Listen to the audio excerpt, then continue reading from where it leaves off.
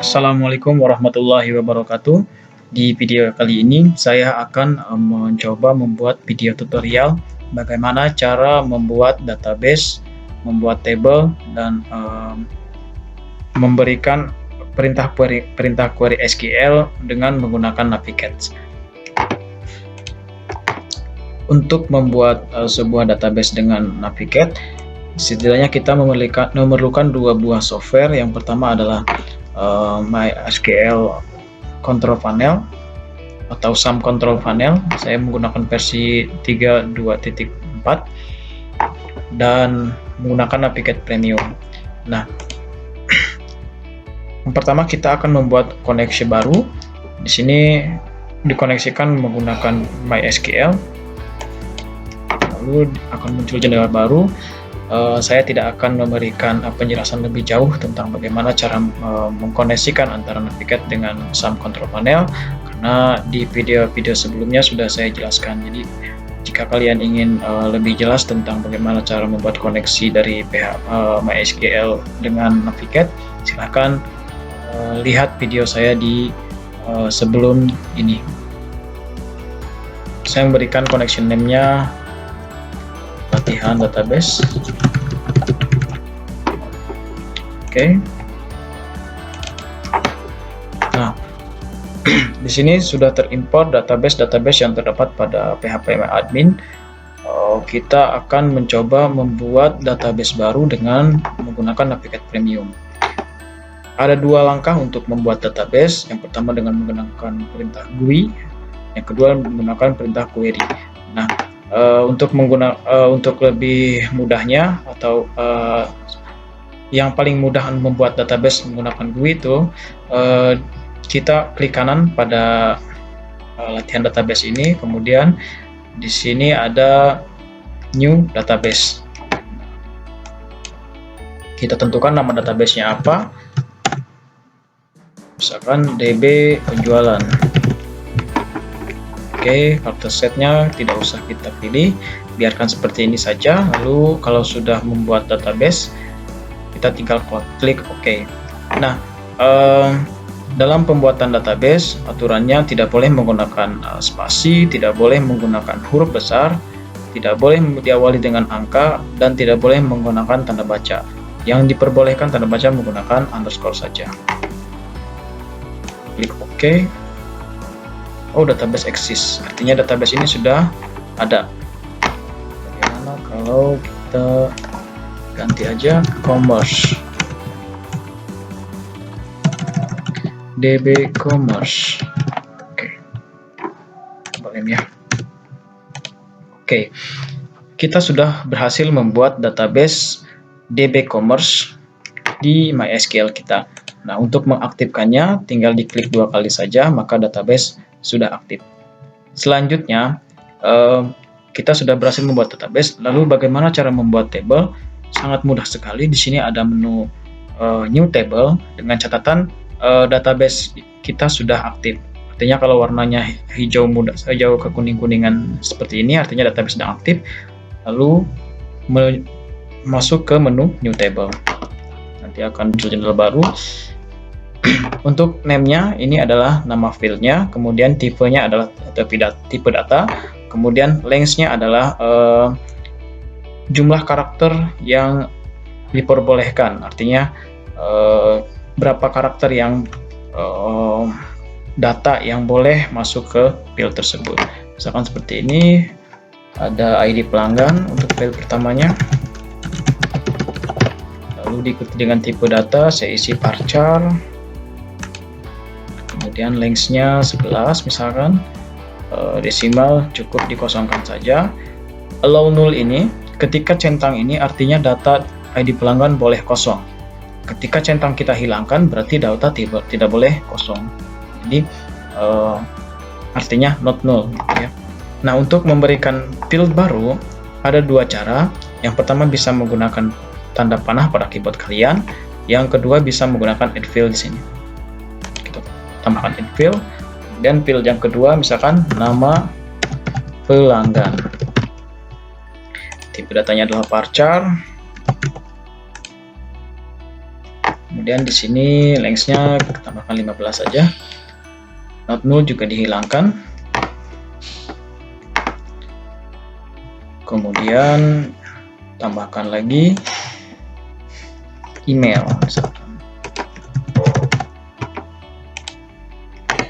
Email kita isi dengan varchar. Lalu lengthnya misalkan 35. Lalu not null-nya kita hilangkan. Nah, dalam sebuah database perlu kita menambahkan primary key. Cara menambahkan primary key, di sini cukup klik ID mana yang ingin kita tambahkan primary key. Di sini tentu ID pelanggan dijadikan sebagai primary key karena dia bersifat unik. Nah, di sini ada menu index. Bukan index itu. Di primary key sini, maka dia akan muncul tambahan di sini kunci, simbol kunci. Artinya ini adalah primary key.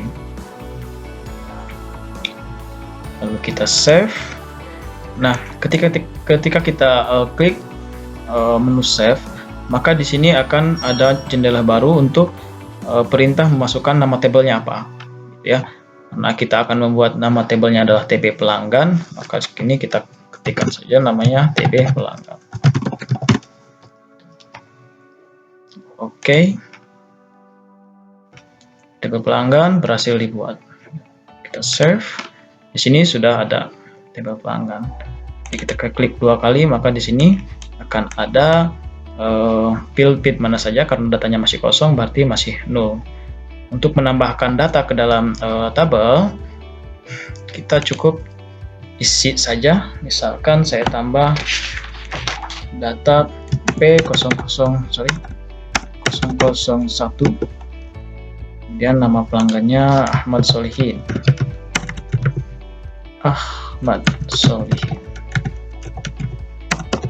Oke, emailnya sekarang Ahmad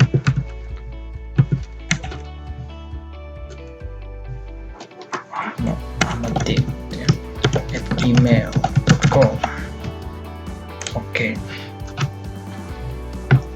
kita sudah berhasil membuat satu data pada tabel pelanggan. Tinggal di close saja lalu save. Di sini sudah terisi satu data, gitu ya. Jadi itu cara bagaimana menambahkan data ke dalam tabel dengan menggunakan perintah GUI. Tentunya kita bisa menambahkan data ke dalam tabel pelanggan ini dengan perintah query di sini, gitu ya, menggunakan insert into. Berikutnya kita akan belajar bagaimana cara menggunakan query untuk memanipulasi database. Masih di database yang sama di DB Commerce. Kemudian di sini ada menu query, kita klik. Lalu di sini ada new query. Kita klik, maka akan muncul jendela baru. Di sini kita bisa menambahkan query-query SQL, misalkan untuk membuat database, membuat table, membuat table, menambahkan table, mengisi data ke dalam table dan lain sebagainya. Sebagai contoh, saya akan coba menampilkan table pelanggan dengan menggunakan query SQL. Di sini ada select, misalkan select bintang from TB pelanggan.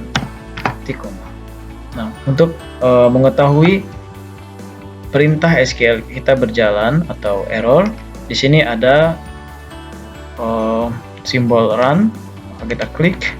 Di sini adalah resultnya atau hasil dari query SQL ini. Tentunya kita bisa menambahkan lebih dari satu query. Kita enter saja. Misalkan saya ingin menampilkan data nama pelanggan dari tabel pelanggan. Select nama pelanggan.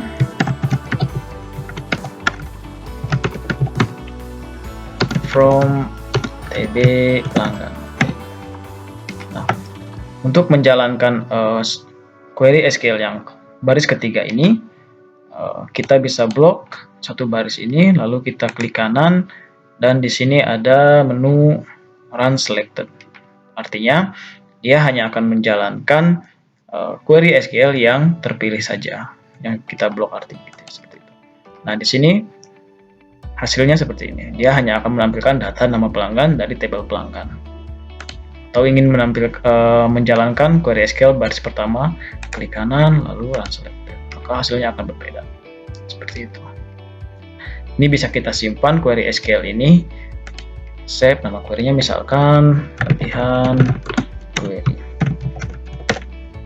Oke, kita close, maka di sini akan ada tersimpan di latihan query ini. Kita bisa buka kembali dengan cara klik 2 kali, dan ini adalah hasilnya. Gitu. Mungkin itu saja video tutorial bagaimana cara menggunakan NaviCat yang meliputi bagaimana cara membuat database, membuat table, dan menggunakan query SQL.